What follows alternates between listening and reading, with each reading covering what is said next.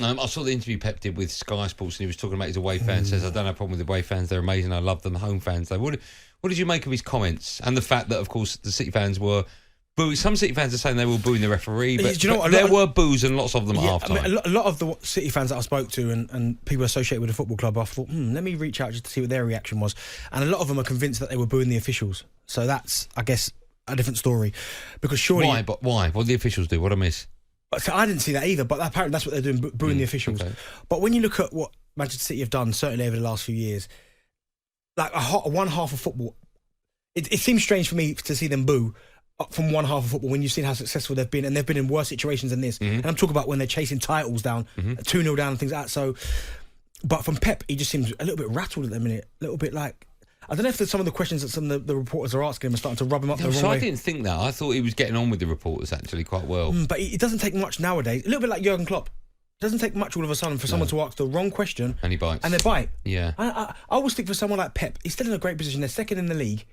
He's already conceded the league, isn't he? We can't win. No. We're not going to win. And that second half performance last night is why, I know you tried to get me to say it yesterday, that Arsenal win the league. But that's why I can't write City off, because they're 2-0 down against Spurs, and that second half performance is why that team, if they had to, can go and win the next 12 games in a row. And Arsenal would have to be perfect. Now, I don't expect Arsenal to drop many points. They might draw a game here or there, and that might cost them, because Manchester City could easily win the next 12 games. Oh, without a doubt. And then bang, we're back to square one with their top.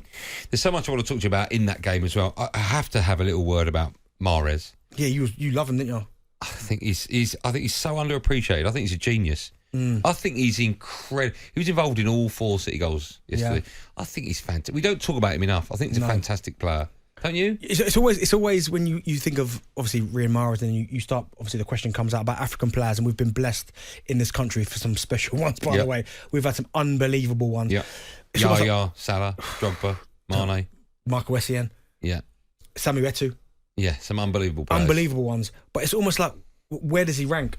And that's the tough... Like, I would struggle to get him in my top 5, but what he's done in the Premier League from Leicester to Manchester City... But we don't talk about him, do we? We don't. We talk about Haaland, we talk about Foden. Understandably, they're brilliant. We talk a lot about Grealish, right?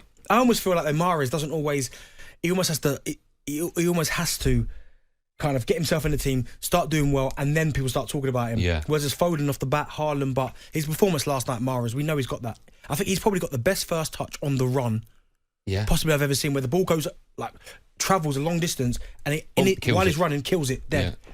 Unbelievable. He's fantastic. I wanted to get your view on that. Also, what did you make of his team as well? Because there was Kevin De Bruyne, Kyle Walker, Foden, Cancelo, Silva, all on the bench. At first, I thought, and you know what, it nearly cost him first half. I thought, is it him trying to be too smart? Well, it did cost him first half, right? I'm thinking, is he trying to be too smart again? But again, when you've got that squad of players, come on, that's just... But see, this goes back to what I was saying the other night when United were playing Palace, and we couldn't drop Casemiro.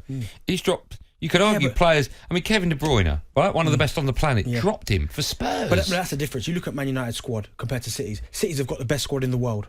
Like, they've got unbelievable players in every position. Manchester United, unfortunately, haven't got that. Arsenal probably haven't got that. But them, Manchester City, which is why it's so surprising. When they lose games, you go, wow, how with that squad? Do you think City fans will be frustrated with the lineup? Will they look at that and go, oh, why? You know, like I would do if I saw a couple of players? No, not now. Though. Maybe at the start, before the game started, they would have gone, what's he doing here? But afterwards, with the result, they'll probably go, see, Pep, genius. City fans, you can have your say 037172233. Ever so quickly, I've got to get your views on Spurs. We could talk about Lloris again if you want. We've done that so many times this season. No, but surely that's got to be an issue for Conte. I know it took a deflection, but top-level goalkeepers, and we saw Edison make one last night, a mistake, but top-level goalkeepers save that. Not even top-level goalkeepers, by the way. 99% of goalkeepers would save that. Do you think they've got to get a new goalkeeper in if they're serious about top 4? Yeah, I would do. They have to get one in this window. They have to. They have to. That's a big statement. You think about someone that... Okay, I can give you 3 examples in the last month and a half where he's made a mistake, cost them points. Yeah. That game last night. Yeah. The last one. The one against Arsenal. Yeah. Aston Villa. Yeah. There's 3 there. And what's the common denominator in M3? Yeah. They lost all 3. But, I mean, Edison made an awful mistake last night. Yeah. Right? I get that. But he has bailed them out of the fire. Yeah. But I know Mahrez has probably helped that, and they've got a better squad. But Lloris, it keeps happening to Lloris. Keeps happening. Top 4 for Spurs? Is it done and dusted now? They're 5th. They played a game more than Newcastle. It's not done and dusted. 5 points they behind. can still get themselves in there. Yeah. But they've got to start winning games. And what did you make of Harry Kane's body language afterwards? He looked... Just looked deflated, didn't he? Yeah, demoralised. Yeah, deflated. And what's happened to Son? Gone. His form's completely deserted. Son's gone, is he? Yeah, his form's completely deserted him. talkSPORT Drive with Andy Goldstein. Monday to Friday afternoon from 4 on AM, on DAB, via the talkSPORT app and on your smart speaker. talkSPORT.